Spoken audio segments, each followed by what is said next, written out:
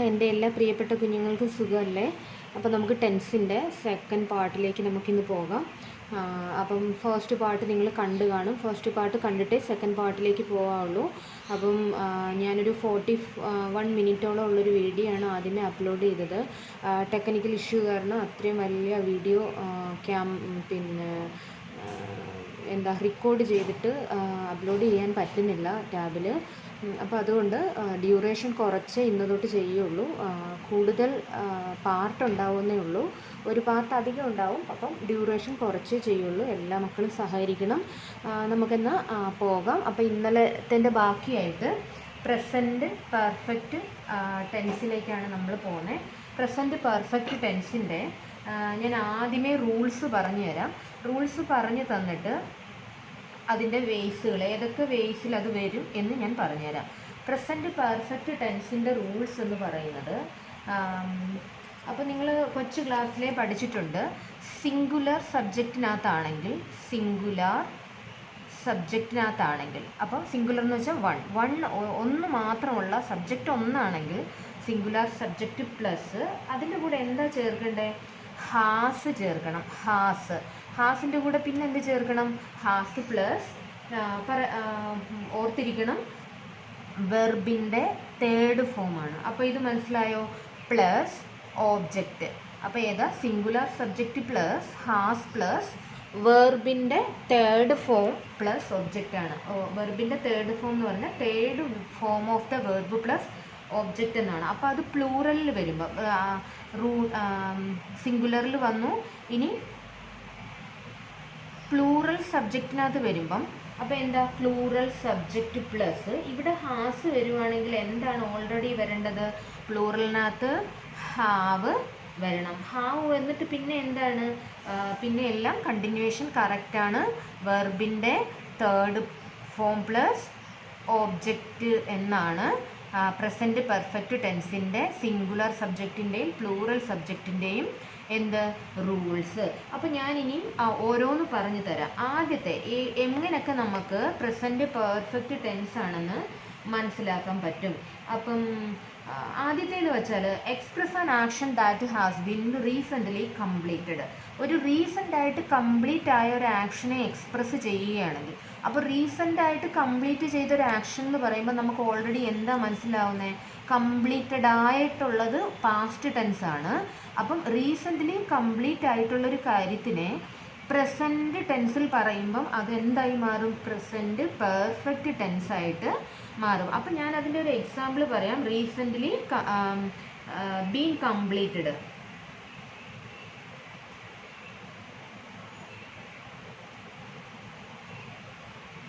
ഇതാണ് ആദ്യത്തേത്. Recently been complete ആയിട്ടുള്ള കാര്യങ്ങൾ. ഷീ ഹാസ് ജസ്റ്റ് ടേക്കൺ എന്ന എക്സാമ്പിൾ എടുത്തുതരാം. She has just taken tea. അപ്പോൾ ഇത് കണ്ടോ?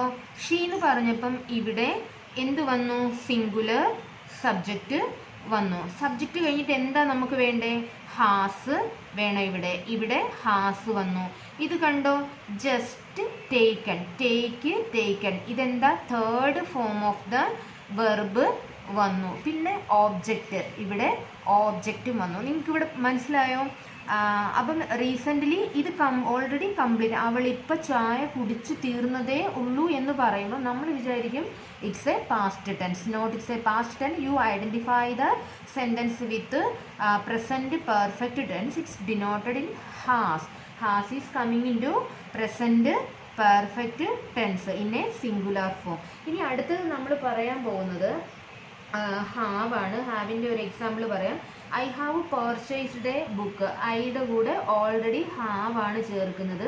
പിന്നെ പ്ലൂറൽ ഫോം കൂടാതെ ഐ ഒരിക്കലും സിംഗുലറിനകത്തോ പ്ലൂറലിനകത്തോ സിംഗുലർ ആണെങ്കിലും പക്ഷേ പ്ലൂറൽ ഫോം ആണ് അതിൻ്റെ കൂടെ ചേർക്കുക. ഐ ഹാസ് എന്ന് ചേർക്കത്തില്ല, ഐ ഹാവ് എന്നാണ് ചേർക്കുന്നത്. പിന്നെ ഇനി നമ്മൾ പറയാൻ പോകുന്നത് they have won the match. It's already a past tense ആണ്. വോൺ എന്ന് പറയുന്നത് പാസ്റ്റ് ഫോം ആണ്. പിന്നെ ഇതെന്താ? തേർഡ് ഫോമാണ്. ഇതിൻ്റെ തേർഡ് ഫോം നമ്മളിത് കാണുമ്പോൾ വിചാരിക്കും എന്താണ് ഇത്? This is a past tense. This is not a past tense. അപ്പോൾ അവിടെ എന്ത് വന്നു? നമുക്ക് ഹാവ് എന്നുള്ള പഞ്ച്വൽ അവിടെ കിട്ടി.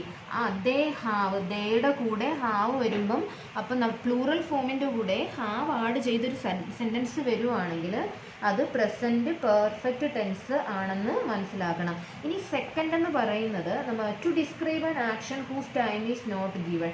ടൈം തന്നിട്ടില്ല, ടൈം തരാതെ ഒരു ആക്ഷനെ ഡിസ്ക്രൈബ് ചെയ്യുകയാണെങ്കിൽ അതും പ്രസൻറ്റ് പെർഫെക്റ്റ് ടെൻസിലേക്ക് വരും. അത് ഏതൊക്കെയാണ്? Have you done MSc in maths? നീ മാത്സിൻ്റെ MSc ചെയ്തതാണോ? Have you done MSc in maths എന്ന് വെച്ചാൽ നീ MSc ചെയ്ത് കഴിഞ്ഞതാണോ എന്നാണ് ചോദിച്ചത്. അപ്പം ഹാവ് ഉണ്ട്, ഹാവ് വന്നു, അപ്പം നമുക്ക് ഓൾറെഡി അറിയാം അത് പ്രസൻറ്റ് പെർഫെക്റ്റ് ടെൻസ് ആണ്.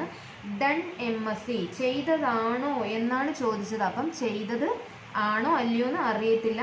ആക്ഷൻ കറക്റ്റായിട്ട്, ആക്ഷൻ്റെ ടൈം കറക്റ്റായിട്ട് തന്നിട്ടില്ല. Time action whose time is, രണ്ടാമത്തേത് എന്താ? Action whose time is not given. ഇതാണ് സെക്കൻഡാമത്തെ. അപ്പം സെക്കൻഡ് മനസ്സിലായോ? ഇനി തേർഡ് പറയുന്നത് to describe past event whose effect still exist. Past ഇവൻറ്റിൻ്റെ still exist its effect. Past എഫക്റ്റിൻ്റെ, ഒരു പാസ്റ്റ് ഇവൻറ്റിൻ്റെ എഫക്റ്റ്, ഇന്നലെ കഴിഞ്ഞു പോയതിൻ്റെ ഒരു ആഫ്റ്റർ എഫക്റ്റ് ഇപ്പോഴും നിൽക്കുന്നുണ്ടെങ്കിൽ അതിനെ നമ്മൾ പ്രസൻറ്റ് പെർഫെക്റ്റ് ടെൻസിൽ, ഇതെല്ലാം പാസ്റ്റ് ഫോം എന്ന് നമ്മൾ തെറ്റിദ്ധരിക്കാറുണ്ട് സെൻറ്റൻസ് കാണുമ്പം. പക്ഷേ പാസ്റ്റ് ഫോം അല്ല. ഒരു പാസ്റ്റ് ഇവൻറ്റിനെ പാസ്റ്റ് ഇവൻറ്റിൻ്റെ ആഫ്റ്റർ എഫക്റ്റ് നമ്മുടെ ആ സെൻറ്റൻസിനകത്തുണ്ടെങ്കിൽ അത് പ്രസൻറ്റ് പെർഫെക്റ്റ് സെൻറ്റൻസ് ആണ്. ബട്ട് അതിനകത്ത് ഹാവോ ഹാസോ ഉണ്ടായിരിക്കും. എന്ന് വെച്ചാൽ I have finished my work and now I am free. I have finished my work. അപ്പോൾ എന്താ പറഞ്ഞത്? ഞാൻ എൻ്റെ വർക്ക് ഫിനിഷ് ചെയ്തു. And now I am free, അതുകൊണ്ട് ഞാനിപ്പോൾ ഫ്രീ ആണ്. അപ്പോൾ വർക്ക് കംപ്ലീറ്റ് ചെയ്തതിൻ്റെ ആഫ്റ്റർ എഫക്റ്റാണ് ഞാനിപ്പോൾ ഫ്രീ ആയത്. ഇപ്പം മനസ്സിലായോ? പിന്നെ ഐഡൻറ്റിഫൈ ചെയ്യാനുള്ള, ഒന്നും അറിയത്തില്ലെങ്കിൽ ഐഡൻറ്റിഫൈ ചെയ്യാനുള്ള ഏറ്റവും എളുപ്പമാർഗം ഹാവും ഹാസും അതിനകത്ത് ഉണ്ടാകും എന്നുള്ളതാണ്. ഇനി നമുക്ക് നാലാമത്തെ പഠിക്കാൻ പോകുന്നത്, നിങ്ങൾക്ക് കാണുന്നുണ്ടോ?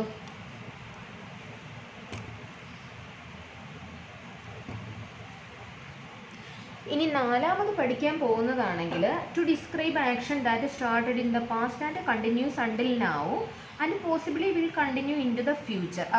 അപ്പം എന്താ? പാസ്റ്റിൽ തുടങ്ങി പ്രസൻറ്റിൽ ഉണ്ട്. ഇനി എന്ത് ചെയ്യാം? Sometimes it continue in a ഫ്യൂച്ചറിൽ ചിലപ്പോൾ സംടൈംസ് കണ്ടിന്യൂ ആയേക്കാം. അങ്ങനെയുള്ളൊരെണ്ണവും പ്രസൻറ്റ് പെർഫെക്റ്റ് ടെൻസിൽ വരാം. അപ്പോൾ എന്താ, ഞാൻ അതിൻ്റെ ഒരു എക്സാമ്പിൾ പറയാം. I have done my homework so I can help you with yours now. അപ്പോൾ എന്താണ് പറഞ്ഞത്?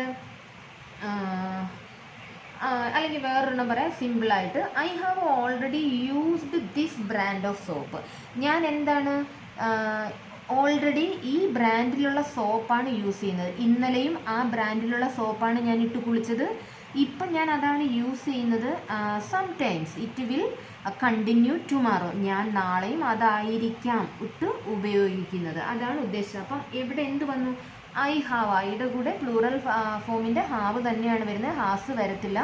ഹീ ഷീ ഇറ്റിൻ്റെ കൂടെ ഹാസ് വരുള്ളൂ, അത് ഓർത്തിരിക്കണം. അപ്പോൾ ഇനി നമുക്ക് പറയാൻ പോകുന്നത് ഇതിന് നെഗറ്റീവ് സെൻറ്റൻസിലായത്. അതാണ്ട് ഞാൻ ഇവിടെ തന്നെ പറഞ്ഞു തരാം. ഇതൊരു നെഗറ്റീവ് സെൻറ്റൻസിൽ വരുമ്പോൾ സബ്ജക്റ്റ്, സിംഗുലാർ സബ്ജക്റ്റിൻ്റെ കൂടെ എന്ത് വരും? ഹാവ് അല്ലെങ്കിൽ ഹാസ്. സിംഗുലാർ സബ്ജക്റ്റിൻ്റെ കൂടെ ഹാസ് ആണ് വരുന്നത്. ഹാസ് കഴിഞ്ഞിട്ട് നമുക്ക് ഇവിടെ എന്ത് വരും? നോട്ട് വരും നെഗറ്റീവിനകത്ത്. നെഗറ്റീവ് എന്ന് വെച്ചാൽ അതായത്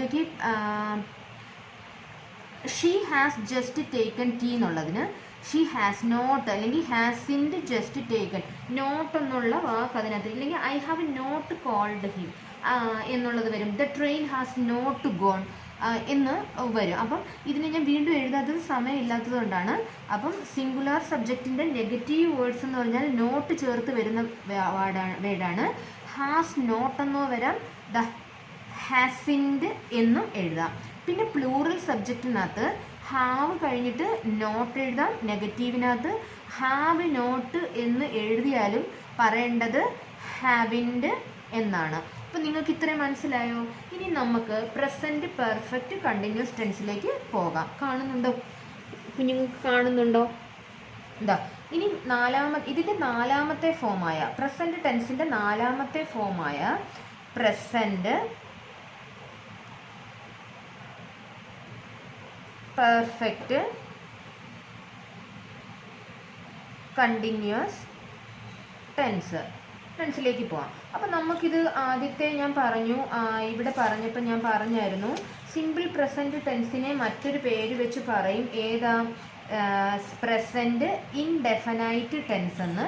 അപ്പം അതുപോലെ തന്നെ ഇനി 10th ക്ലാസ്സിലെത്തിയ നിങ്ങൾ പ്രസൻറ്റ് പെർഫെക്റ്റ് കണ്ടിന്യൂസ് ടെൻസിന് ഒരു പേര് കൂടിയുണ്ട്. അനദർ നെയിമാണ് പ്രസൻറ്റ്, കേട്ടിരുന്നോണേ, പ്രോഗ്രസീവ് ടെൻസ്. ഇതിൻ്റെ പേരെന്താ? പ്രസൻറ്റ് പെർഫെക്റ്റ് കണ്ടിന്യൂസ് ടെൻസ് എന്നല്ല. ഇനി ഇതും വരാം. ചിലപ്പം നിങ്ങളെ ഞാനിപ്പോൾ ഇത് പറഞ്ഞു തരുന്നതെന്ന് വെച്ചാൽ നിങ്ങൾക്ക് MCQ ക്വസ്റ്റിനകത്ത് ചിലപ്പം സംടൈംസ് ചില ഡിഫിക്കൽട്ട് ക്വസ്റ്റ്യൻ വരും. Identify the present progressive tense എന്ന് പറഞ്ഞാൽ നിങ്ങൾക്ക് എന്താണ് പ്രസൻറ്റ് പ്രോഗ്രസീവ് ടെൻസ് എന്ന് അറിയണം. പ്രസൻറ്റ് പെർഫെക്റ്റ് കണ്ടിന്യൂസ് ടെൻസിൻ്റെ മറ്റൊരു പേരാണ് പ്രസൻറ്റ് പ്രോഗ്രസീവ് ടെൻസ്. അപ്പം ഇതിൻ്റെ റൂൾസ് ഞാൻ ആദ്യമേ റൂൾസ് പറഞ്ഞു തന്നാൽ നിങ്ങൾക്ക് മനസ്സിലാവും. റൂൾസ് ഞാൻ പറഞ്ഞുതരാം. ഒന്നാമത്തെ ടെൻസിൻ്റെ നാലാമത്തെ പാർട്ടിൻ്റെ റൂളാണ് നമ്മൾ പറയാൻ പോകുന്നത്. പ്രസൻറ്റ് പ്രോഗ്രസീവ് ടെൻസിൻ്റെ റൂളെന്ന് പറയുന്നത് സിംഗുലറിനകത്ത്, മക്കളെ ഞാനൊരു പേന എടുത്തുകൊണ്ട് വരട്ടെ, പേനയുടെ മഷി തീർന്നു, ഓടി വരാം കേട്ടോ. അപ്പോൾ ഓക്കെ, സ്റ്റാർട്ട് ചെയ്യാം. അപ്പോൾ നമുക്ക് റൂൾസിലേക്ക് പോവാം. റൂൾസിനകത്ത് സിംഗുലറിനകത്ത് പ്രസൻറ്റ് പ്രോഗ്രസീവ് ടെൻസിൻ്റെ സിംഗുലറിനകത്ത് എന്താ നമുക്ക് ചേർക്കണ്ടേ?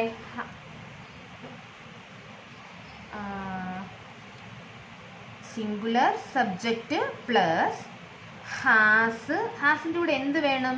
Has plus been. Has been എഴുതണം. ഹാസ് ബീൻ പ്ലസ് ഇവിടെ വെർബിൻ്റെ ഏത് ഫോമാണ്? വെർബിൻ്റെ first form of the verb. പിന്നെ എന്തുണ്ട്? അതിൻ്റെ കൂടെ ING ചേർക്കണം. First form of the verb plus ING എന്നാണ് ചേർക്കുന്നത്. പിന്നെ അത് കഴിഞ്ഞിട്ട് നമ്മുടെ ആ സെൻറ്റൻസിനകത്തുനിന്ന് എന്ത് വരാം? സിൻസ് എന്നോ ഫോർ എന്നോ വരാം, പ്ലസ് ഓബ്ജക്റ്റ്. ഇപ്പം മനസ്സിലായോ? റൂൾസിനകത്ത് singular subject plus has been plus verb ING. വെർബിൻ്റെ ഫസ്റ്റ് ഫോമാണ്. ING ഫോം ചേർക്കുന്ന വെർബുകൾക്കെല്ലാം ഫസ്റ്റ് ഫോം ഓഫ് ദ വെർബാണ് ചേർക്കേണ്ടത്. അതുകൊണ്ട് ING form of the verb എന്ന് കോമൺ ആയിട്ട് പറഞ്ഞാൽ മതി. പിന്നെ അതിൻ്റെ കൂടെ സിൻസോ ഫോറോ ആ പ്ലസ് ഒബ്ജക്റ്റ് കാണും സെൻറ്റൻസിനകത്ത്. അപ്പം മനസ്സിലായോ? ഞാൻ ഇതിനകത്ത് നിങ്ങൾക്ക് ഒരു പ്ലൂറലൂടെ പറഞ്ഞിട്ട് ചെയ്തു തരാം. ഇനി പ്ലൂറൽ സബ്ജക്റ്റിനകത്ത് എന്താ? പ്ലൂറൽ സബ്ജക്റ്റ് പ്ലസ് പ്ലൂറൽ സബ്ജക്റ്റിനകത്ത് എന്ത് വേണം? ഇവിടെ ഹാസ് വരുമ്പം ഓൾറെഡി പ്ലൂറലിനകത്ത് ഹാവ് ആയിരിക്കണം വരുന്നത്. ഹാവിൻ്റെ കൂടെ എന്ത് വേണം? ഹാവിൻ്റെ കൂടെ ബീൻ വേണം. പിന്നെ ഇവിടെ ഓൾറെഡി ഞാൻ പറഞ്ഞു first form of the verb plus ING. അപ്പം വെർബിൻ്റെ ഫസ്റ്റ് ഫോം പ്ലസ് ING തന്നെയാണ് ഇവിടെ വരുന്നത്. പിന്നെ എന്ത് വേണം? സിൻസോ ഫോറോ വരാം, ഓബ്ജക്റ്റ് സിൻസോ ഫോറോ വരാം. സിൻസ് അല്ലെങ്കിൽ ഫോർ ഓബ്ജക്റ്റ്, അല്ലെങ്കിൽ ഓബ്ജക്റ്റ് ഇവിടെയും വരാം, എങ്ങനെ വേണമെങ്കിലും വരാം, കുഴപ്പമില്ല. ഇനി നമ്മൾ പറയാൻ പോകുന്നത് ഇത്രയും കാണുന്നുണ്ടോ നിങ്ങൾക്ക്? ഓക്കെ ഓക്കെ, കുറച്ച് വിട്ടുപോയ മക്കളെ, നന്നായിട്ട് കാണുന്നുണ്ടോ? അപ്പം സിംഗുലറിൻ്റെയും പ്ലൂറലിൻ്റെയും മനസ്സിലായല്ലോ പ്രസൻറ്റ് പ്രോഗ്രസീവ് ടെൻസിനകത്തെ. ഇനി നമുക്ക് കണ്ടിന്യൂ ചെയ്യാം. ഇനി ഏതൊക്കെ വേയ്സുകളിൽ പ്രസൻറ്റ് പ്രോഗ്രസീവ് ടെൻസുകൾ വരുമെന്ന് ഞാൻ പറഞ്ഞു തരാം. ഇത് ഒരു to describe an action that began in the past and the still continue. പാസ്റ്റിൽ തുടങ്ങി സ്റ്റിൽ കണ്ടിന്യൂ ആയിട്ടുള്ള കാര്യങ്ങൾക്ക് ഇതിനകത്ത് വരാം. ഞാനൊരു ഇത് നിങ്ങൾക്ക് പറഞ്ഞു തരാം. They have been staying in the village for a long time. അത് എക്സാമ്പിളാണ്. They have been staying in the village last long time. അപ്പോൾ ഇതിനകത്ത് നോക്കിക്കേ, ഇപ്പോൾ ഓൾറെഡി ഇവിടെ പ്ലൂറൽ സബ്ജക്റ്റ് വന്നു. പ്ലൂറൽ സബ്ജക്റ്റിൻ്റെ കൂടെ ഓൾറെഡി ഹാവ് വന്നു, ഹാവിൻ്റെ കൂടെ ബി വന്നു, വെർബിൻ്റെ ഫസ്റ്റ് ഫോം വന്നു, പിന്നെ ING ഫോം വന്നു, പിന്നെ എന്ത് വന്നു, in the village, last, long time. മനസ്സിലായല്ലോ? സിൻസ്, ഫോർ എന്ന് പറയുന്നത് ടൈമിനെ പറ്റിയാണ്. അപ്പം വന്നു. ഇനി നമ്മൾ പറയാൻ പോകുന്നത് ഇത് ഇനി രണ്ടാമത് വരുന്നത് to express an action already completed but those effect still continue. പഴയതുപോലെ തന്നെ ഇതിനകത്തും നമുക്ക് ഹാവ് ബീൻ കൊണ്ട് ഇതിനെ മനസ്സിലാക്കാം. I have been running around for the job all the day and am now tired. ഇന്നത്തെ ദിവസം മുഴുവൻ ഞാൻ ഐ ഹാവ് ബീൻ എന്ന് പറഞ്ഞു. റണ്ണിങ്, RUNN, റണ്ണല്ല, റണ്ണിങ് ING ഫോം വന്നു. അപ്പം നമുക്കതിനെ past, present perfect continuous tense അല്ലെങ്കിൽ പ്രോഗ്രസീവ് ടെൻസ് ആണെന്ന് മനസ്സിലാക്കാം. ഇനിയിപ്പം അതല്ലെങ്കിൽ എളുപ്പം മനസ്സിലാക്കാൻ നമുക്കൊരു സെൻറ്റൻസിൻ്റെ കൂടെ സിൻസോ ഫോറോ ഒക്കെ ഉണ്ടാവും. You have April has been Arpit has been sleeping since 6 o'clock. അപ്പം Arpit has been sleeping, since വന്നു, സിൻസ് 6 o'clock. അല്ലെങ്കിൽ ഫോറിൻ്റെ ഒരു എക്സാമ്പിൾ ഞാൻ പറയാം. They have been running for 3 hours. അപ്പോൾ ഇവിടെ 4 വന്നു. അപ്പോൾ ഇങ്ങനെയൊക്കെ നമുക്ക് മനസ്സിലാക്കാം ഇത് പ്രസൻറ്റ് പെർഫെക്റ്റ് കണ്ടിന്യൂസ് ടെൻസ് ആണെന്നുള്ളത്. പിന്നെ ഞാൻ ഇവിടെ പറഞ്ഞതുപോലെ ഇത് പ്രസൻറ്റ് പെർഫെക്റ്റ് കണ്ടിന്യൂസ് ടെൻസിൻ്റെ നെഗറ്റീവ് സെൻറ്റൻസ് വരുമ്പം നമ്മളിവിടെ എന്താണ് ചേർക്കേണ്ടത്? നിങ്ങൾക്ക് കാണാൻ പറ്റുന്നുണ്ടോ? കാണാൻ പറ്റുന്നുണ്ട്. അപ്പം ഹാസ് ബീൻ എന്നുള്ളത്